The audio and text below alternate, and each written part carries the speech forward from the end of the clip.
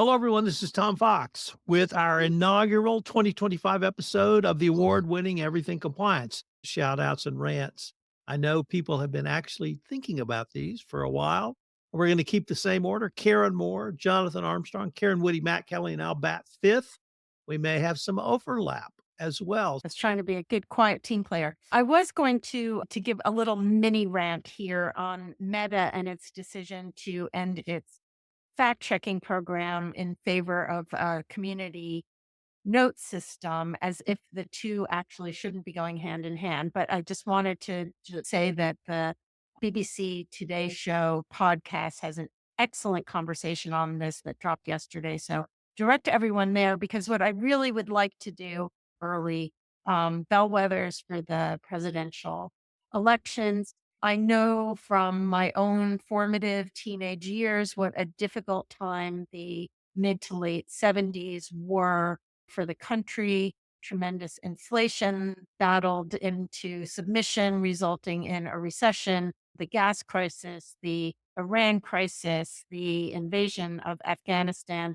Carter may not go down into the record annals as one of the world's best presidents, but he certainly did what he needed to do with honesty, with integrity, with tremendous use of diplomacy in a very difficult time. Although I start to feel like one has not been a difficult time. But more importantly, I just wanted to comment on what he did in the 4 decades post presidency to leave a legacy, whether it was through Habitat for Humanity. I think most of us have at least rolled up our sleeves on one house to help house the homeless, or with the Carter Center, or with my continued contact with Carter a good 10 years after that high school experience when he started to teach at my alma mater, Emory Law School, and came and worked with our international law class. So just a man to be admired. And I think we need to remind ourselves that they do exist in this day and age. Jimmy Carter, number 39, 100 years of statesmanship, family orientation, integrity. Mr. Armstrong. Yeah, here to that. I decided that as part of my New Year's resolution, I was going to stop ranting about serious politicians. So instead, I'm going to talk about Liz Truss. And it's a litigation alert this week. Liz Truss, you may have seen, has sent a cease and desist letter to Sir Keir Starmer, threatening him with legal proceedings. Now, nothing, I have to say for professional reasons, nothing I'm about to say should be taken as a criticism or comment on the actions of Liz Truss's lawyers. However, the letter, and I say read it in full because I'm unable to paraphrase the 5 pages of legal argument. The letter alleges that Keir Starmer keeps repeating that Liz Truss, quote, crashed the economy. And Liz Truss's various observations or defenses to the allegation that she crashed the economy are, I think, varyingly described as not me. It was the Bank of England that did it. It was someone else's fault. It didn't happen. Or this was all a coincidence. And the more extraordinary argument, it seems to me, which I admit I'm not intelligent enough to follow, is that Keir Starmer should have known in May 2024 the contents of a letter that he was sent in January 2025 with an expert opinion that said Liz Truss wasn't to blame. I'm obviously not clever enough to understand that argument. Now, what happened as a result, allegedly, of the claims that Liz Truss crashed the economy? Liz Truss lost her seat in Parliament, and the letter seems to allege that Sir Keir's remarks were wholly responsible for that. Now, Liz Truss had a majority in Parliament of 26,195 in 2019, and she Or perhaps Sakia managed to turn public opinion against her to the extent that she lost that 26,000 majority. For statistics, that's a loss of 43.4% of the people who'd voted for her. So almost half, it seemed, turned against her. Now, for full disclosure, I should say that Liz wasn't the only candidate who became less popular in Southwest Norfolk in 2024, because that would be to forget the election loss of the Earl Elvis of East Anglia, the monster raving loony party candidate and sometime reincarnation of Elvis, who also lost 0.9% of his votes compared to Liz's 43.4. Earl Elvis of East Anglia will be, of course, well known to compliance officers because he had a proposal to fund a frivolous fraud office, because he said the serious fraud office should have focus on serious fraud and the frivolous fraud office should do other stuff. But let us reflect for a minute on Liz's record. If she's right, and by the way, it seems that her legal letter does not comply with legal protocols, but leaving that aside, she doesn't seem to take into account, firstly, parliamentary privilege, which allows politicians to say things in Parliament with a measure of protection. And secondly, public interest, which can be a defense to defamation proceedings. She perhaps doesn't comment as well on a truth, which can be a defense to defamation as well. I am not expert enough to decide whether she crashed the economy or not. But as I say, let us reflect on what would happen if her propositions were to play out. Effectively, we'd replace the ballot system with the opinion of judges, wouldn't we? Judges would decide who stands for election.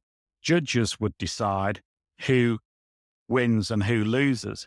And that would disenfranchise the good people of Southwest Norfolk, and it would turn democracy into a farce. So whether or not Liz Truss trashed the economy, my worry is that taking her arguments to the end result, they'd crash democracy. Well, Karen Woody, following that note, what do you have for us? I have a bit of a rant. I don't even know how to sum it up. It's such a large rant, but it starts from a place of concern and just a level of desperation I think we all feel about the LA fires. And so my rant is that in this, especially in this new era of Trump and companies that are exiting any sustainability protocols and rolling back all of this progress we tried to make under this, what I thought was just nearly a given, that the planet is getting warmer and we have extreme weather events. And the idea that people just want to keep denying that, or to create policies, or to just chase money at the expense of these people's homes and livelihoods and animals. It's insane, the level of destruction. I'm not from LA. I haven't even spent much time in LA, but to me, this feels like almost like the Twin Towers, like these iconic landmarks, this sort of beautiful area of our country that has just been carpet bombed. It looks like when you look at these pictures, it's just beyond devastating.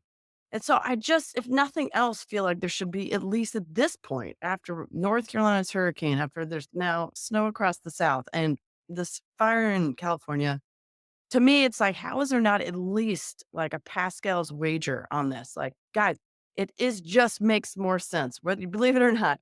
It's the loss that you could potentially sustain, even if you don't believe in this, is now outweighing whatever nonsense that you want to claim and cling to, that there is not significant climate change occurring. And it just, yeah, that it is. I don't even think rant sums it up. It's now just nearly despondency looking at these images. So my heart goes out to LA, and I hope everyone there is staying safe. And also, I guess in the same side of that coin is a shout out to all those who are helping, especially, of course, people who are putting themselves in harm's way to help. Matt Kelly. I'm actually going to follow again on what he was just saying, because today I decided to give a shout out related to the LA fires, specifically to the actor Steve Guttenberg, who is now 66 years old. For those of you who don't know, he was a big movie star in the 80s and still keeping it real, living in LA. His last big film, it looks like it was Sharknado 4. But he is, like I said, 66, probably living off the residuals from Cocoon and Police Academy and all the others that he was in. And he spent this week, apparently his neighborhood was not affected by cars. So we went over to neighborhoods that were clogged with cars that had been abandoned and was trying to move them and just testing cars. If people had left their keys there, then he'd move them off to the side of the road so fire trucks could get by. And he was interviewed on the news. And I am not entirely sure that at first the young TV news reporter knew who they were interviewing, because Gutenberg today, his best days are behind him, but he's still showing that he's got a lot of good impulses and good days today.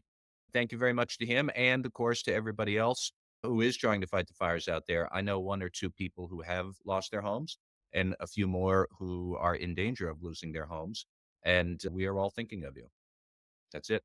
I'm going to end on hopefully a little more positive note, and I'm going to pick up on Karen Moore's shout out. I want to shout out to Gerald Ford and Steve Ford. Gerald Ford was defeated by Jimmy Carter for president in 1976. It was the first election I voted in. And after President Carter was defeated by Ronald Reagan in 1980, President Reagan asked ex-President Ford and ex-President Carter to do a mission together, a political mission for him. And from that, they became fast and best friends, to the point where the only other former presidents who were that close of friends were Thomas Jefferson and John Adams. And they made a pact that they would speak at each other's funerals, or they would have their remarks read. And so Jimmy Carter spoke at Gerald Ford's funeral, and obviously President Ford predeceased Jimmy Carter. So Steve Ford spoke and read remarks that his father penned at Jimmy Carter's funeral. For those who may not remember Steve Ford, he was a huge Peter Frampton fan after Frampton Comes Alive came out in 1977. And now I want to talk about the friendship they had, and he talked about the relationship they had. And here's the words he ended with. And he teared up while saying this, quote, "As for myself, Jimmy, I'm looking forward to our reunion. We have much to catch up on. Thank you, Mr. President.